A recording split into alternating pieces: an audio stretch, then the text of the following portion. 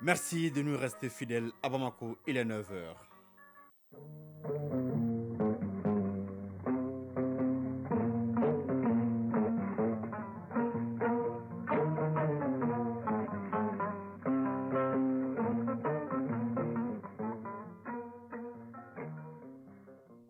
Le journal Mohamed Diarra.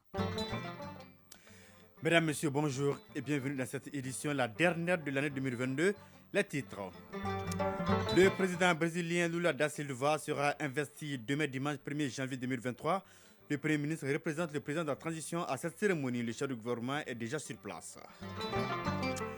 Quelques heures avant le passage au Nouvel An, Bamako retrouve sa courtière d'antan. Des coups de pinceau sur les grandes artères, les monuments qui illuminent la ville. Nous ferons le constat avec Aliou Abdoulaye Touré. À suivre les sports dans cette édition, nous parlerons de basketball avec le comeback de maître Jean-Claude Sidibé. Il est élu à la tête de la fédération pour un mandat de 4 ans. Rendez-vous avec Famoudou Dourté en fin de journal. Voilà pour le sommaire, mesdames, messieurs, tout de suite les détails. Bienvenue à cette édition. Le Premier ministre est arrivé hier à Brasilia où il représentera dimanche le chef de l'État à l'investiture du président Lula da Silva. Cette visite du chef du gouvernement est aussi l'occasion de renforcer la coopération entre le Mali et le Brésil. Les deux pays entretiennent d'excellentes relations dans plusieurs domaines, notamment agricoles et sécuritaires. Ibrahima Traoré et Adama Kamara sont nos envoyés spéciaux à Brasilia. Le Premier ministre, à la tête d'une forte délégation, entame une visite d'amitié et de travail de 4 jours à Brasilia. Arrivé ce vendredi dans la capitale brésilienne, c'est un agenda hyper chargé qui attend Dr Shogel Kokalamaïga. D'abord, le chef du gouvernement représente le président de la transition dimanche à l'investiture de Lula da Silva. C'est aussi l'occasion pour le chef du gouvernement de réchauffer la coopération entre le Mali et le Brésil, une relation qui se porte déjà bien selon le chef de la diplomatie malienne, Abdoulaye Diop. En 2008, décidé d'ouvrir des ambassades et en 2010, l'ouverture de l'ambassade du Mali à Brasilia comme de l'ambassade du Brésil à Bamako. Il y a beaucoup de possibilités de coopération avec le Brésil dans le domaine de l'énergie, dans le domaine des mines, mais aussi, vous savez que le Brésil est un pays important sur les questions aussi d'environnement et même sur les questions de sécurité. C'est-à-dire que la coopération entre le Brésil et le Mali sur le plan bilatéral se porte bien. Bamako entend développer particulièrement sa coopération avec Brasilia dans le domaine agricole. Le ministre en charge de la question est présent pour rencontrer différents acteurs et partenaires évoluant dans le secteur. Modibo Keïta, ministre du Développement rural. Notamment dans le cadre des questions de semences, parce que vous savez, les semences représentent plus de 40% de la réussite de l'agriculture. Il en est de même que dans le domaine de la production laitière, dans le domaine de l'alimentation, parce que vous savez, on a un effectif important, mais nous rencontrons beaucoup de difficultés pour nourrir nos animaux. Ce déplacement du Premier ministre sera également marqué par des rencontres bilatérales avec certains chefs d'État et de gouvernement attendus à l'investiture du président Lula da Silva. Il est prévu aussi une rencontre avec des Maliens établis au Brésil. Brasilia, Ibrahima Traoré, Adama Kamara pour l'ORTM. 9h04, la coalition des organisations de la société civile pour la lutte contre la corruption et la pauvreté plaide pour une loi en faveur de la protection des lanceurs d'alerte et des journalistes d'investigation. Pour faire aboutir cette ambition, les membres de la coalition ont visé la commission des lois du CNT. Il s'agit de les sensibiliser et de les amener à adopter une loi dans ce sens. Les détails avec Alou Sénétouré. Cette rencontre avec les membres de la commission loi du CNT a enregistré également la présence des membres d'autres commissions du CNT. Elle vise l'information et la sensibilisation des membres de cette instance en vue de leur faire prendre des initiatives de loi protégeant les lanceurs d'alerte et les journalistes d'investigation. Ahmed Sekou Diallo, vice-président de la coalition pour la lutte contre la corruption. Les lanceurs d'alerte et journalistes d'investigation jouent un rôle primordial dans la lutte contre la corruption, l'enrichissement illicite et l'impunité. Ils contribuent à la protection des investissements publics et encouragent la création d'emplois. Ils luttent contre les inégalités sociales en améliorant l'accès aux services sociaux de base et favorise le développement d'entreprises. Les mécanismes de protection des lanceurs d'alerte et les dispositifs de lancement d'alerte constituent un moyen efficace pour détecter les fraudes. L'initiative a été bien accueillie au sein du Conseil national de transition, du moins de sa composante loi. Souleymane Dey, président de la commission loi du CNT. Si on ne les protège pas, peut-être qu'il faudra faire en sorte qu'ils ne soient pas non plus intimidés. Parce que face aux intimidations, face aux menaces, notre commission reste toujours interpellée parce que c'est la commission également qui est saisie des questions des droits de l'homme. Donc chacun à son niveau est appelé à prendre conscience et à prendre position. Mais pour l'adoption d'une loi, ça se fait à plusieurs niveaux. Un lot de support a été remis aux participants afin qu'ils puissent mieux s'outiller sur le sujet. Le document donc de la CNDH présenté à la presse, il s'agit donc du rapport annuel 2021 qui est axé sur la situation des droits de l'homme, civils et politiques au Mali. Les détails avec Arédou Matina. Chargé de produire un rapport annuel à travers la loi numéro 036 du 7 juillet 2016, la Commission nationale des droits de l'homme, CNDH Mali, partage avec les hommes des médias son document annuel 2021 sur la situation des droits de l'homme au Mali.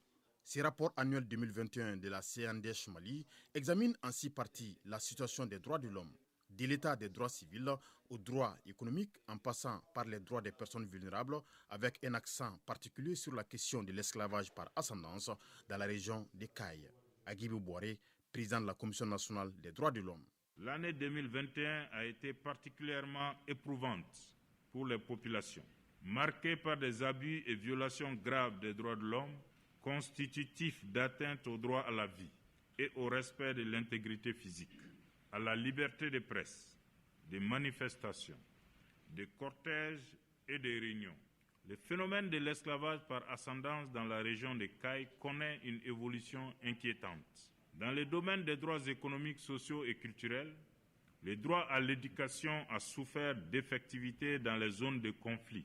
Quant au droit à la santé, si des progrès ont été constatés en matière d'équipement essentiellement, le comportement de certains agents de santé reste à déplorer. Les droits des personnes privées de liberté et la situation carcérale ont connu un léger progrès avec la décongestion des prisons suite à des mesures de grâce présidentielles accordées à certains détenus. L'Institution nationale des droits de l'homme a aussi traité plusieurs autres aspects, dont le respect du droit à un environnement sain, puis formulé des recommandations à l'endroit des décideurs. Agibou Boiré, président de la Commission nationale des droits de l'homme.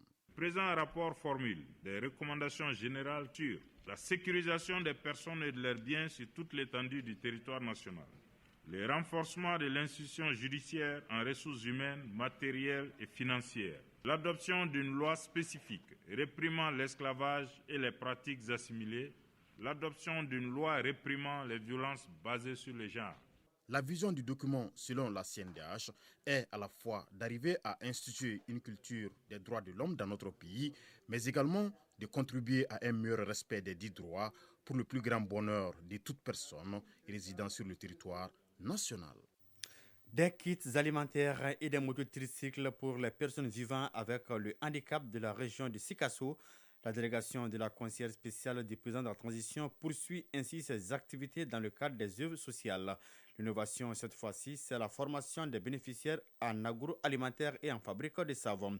Ba Traoré et Idrissa Traoré nous donnent plus de détails sur cette activité. 100 kits alimentaires comprenant 50 kg de riz, 50 kg de sucre, 20 litres d'huile alimentaire sont distribués à 100 ménages. 15 personnes à mobilité difficile reçoivent une moto tricycle. Mais au-delà de tout cet appui, le président de la transition va plus loin dans sa volonté d'autonomisation des personnes vivant avec handicap. Colonel Hassan Badialo Touré, conseillère spéciale du président de la transition. C'est bon de leur donner quelque chose, mais c'est encore mieux s'ils peuvent être indépendants. Donc, ces kits de transformation, avec tout le nécessaire qu'il y a, c'est pour les aider à faire des activités génératrices. Des dispositions sont prises par le président de la transition, le colonel Assimi Goïta, pour renforcer les capacités des bénéficiaires dans les domaines concernés. Aminata Samake, formatrice en saponification. Nous sommes là. On est venu aussi avec les matières premières. Et nous, on est venu pour les former aussi. À Sikasso, ces gestes du président de la transition suscitent de l'espoir chez les bénéficiaires. Daniel Dambélé, gouverneur de la région de Sikasso. Nous nous réjouissons beaucoup de recevoir des dons d'une telle envergure, synonyme de cohésion et de l'unité nationale autour de notre patrie, le Mali. Par la même occasion, nous exhortons les différents bénéficiaires d'en faire un usage rationnel. Un tableau confectionné par un des bénéficiaires et une lettre de remerciement sont destinés au président de la transition. Dans le cadre de la célébration des fêtes de fin d'année, la ville Bamako se fête une nouvelle beauté. Un embellissement qui touche presque toutes les grandes artères du district de Bamako et Kati. On note la peinture des trottoirs, des éclairages publics, des jeux de lumière qui donnent un éclat particulier à la ville aux Trois Caïmans. Ces initiatives s'inscrivent dans le cadre du projet Bamako Ville Lumière en collaboration avec la mairie du district de Bamako. Le point avec Aliou Abdoulaye Touré. Plus que quelques heures pour entamer la nouvelle année 2023, les grandes artères de Bamako affichent les couleurs d'un grand événement, celui de la célébration de la fête de fin d'année. Au coucher du soleil, la ville dégage une beauté foudroyante. On a même l'impression qu'on est par exemple sur les Champs-Élysées de Paris, tellement qu'il fait beau. Du monument de la paix en passant par l'école normale supérieure UNSUP, jusqu'au célèbre monument de l'indépendance, la ville des Trois Caïmans brille de mille feux. C'est une initiative du projet Bamako Ville Lumière. Sissoko Fadima Al-Zahara, initiatrice du projet Bamako Ville Lumière. Avec la mairie, nous avons signé une convention pour pouvoir illuminer Bamako pendant les fêtes de fin d'année et même bien d'autres fêtes. Nous décorons principalement le centre-ville. Nous avons rajouté la route de Koulikoro, l'avenue de l'indépendance, l'avenue de la nation, du 5 septembre, l'avenue Cheikh Zayed, dans l'ACI et les différents monuments. Nous illuminons tous ces sites-là. Depuis 6 ans, Fadima Al-Zahra illumine la ville de Bamako avec la même passion et la même détermination. Cette année, le projet Bamako Ville Lumière a poussé des ailes. Elle s'étend désormais à la ville de Kati et bien d'autres. Sissoko Fadima Al-Zahra, initiatrice du projet Bamako Ville Lumière. De 2017 à maintenant, et nous ne faisons pas que Bamako. La ville de Kati est déjà illuminée. La ville de Ségou, nous sommes dessus. Nous illuminons aussi la ville de Mopti, Sévaré, Koulikoro. En attendant les feux d'artifice et le bruit des assiettes pleines de saveurs, bonne fête de fin d'année.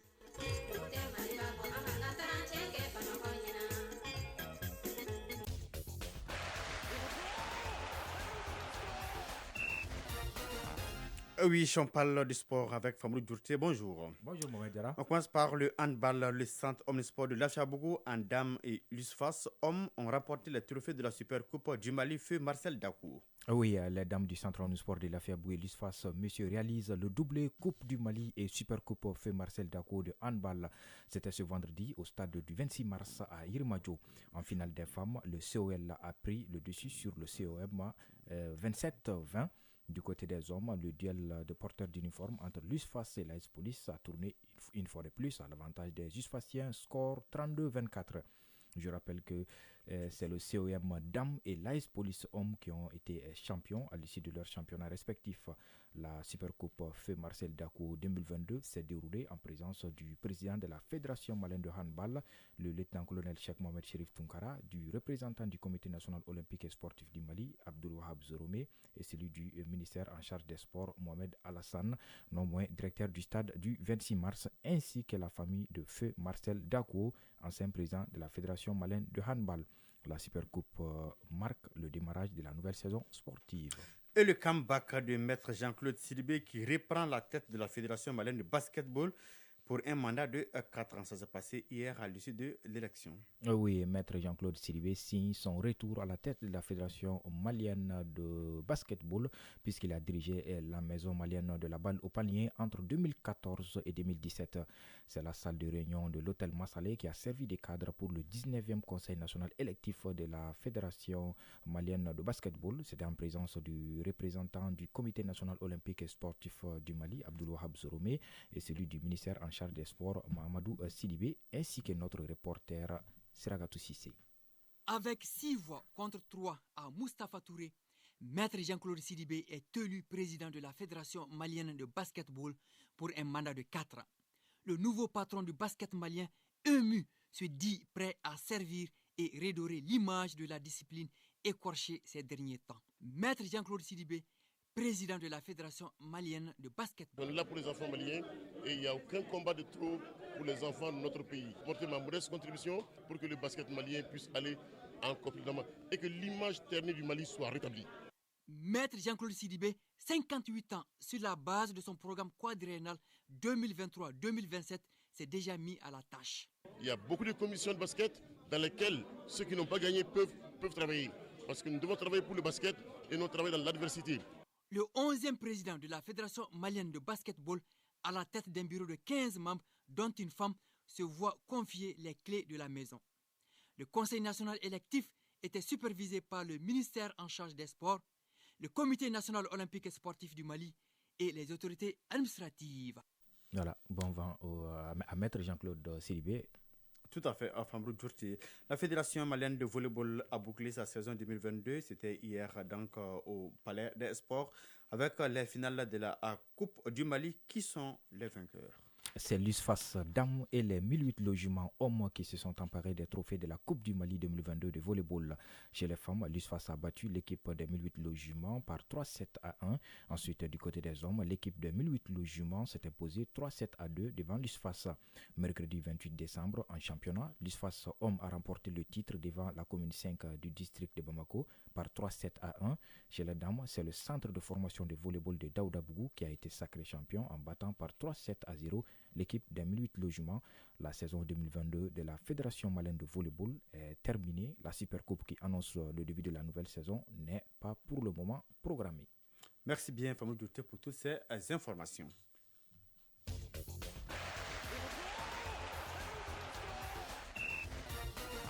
« 9h passées de 17 minutes, c'est la fin de cette édition présentée par Mohamed Diarra avec le concours de Alima Ouattara à la mise en onde. Coordination éditoriale, Ousmane Daou, la mise en ligne est assurée par Tamsir Diabaté. Au nom de la rédaction de présente, bonne fête de fin d'année et que l'année 2023 soit celle d'une paix durable. Rendez-vous tout à l'heure avec Fatima Traoré pour l'émission Sandia et de l'autre côté de la télé. Rendez-vous à 23h pour le podium Bye Bye à 2022. Passez d'excellents moments en compagnie des programmes de l'ORTM. Au revoir.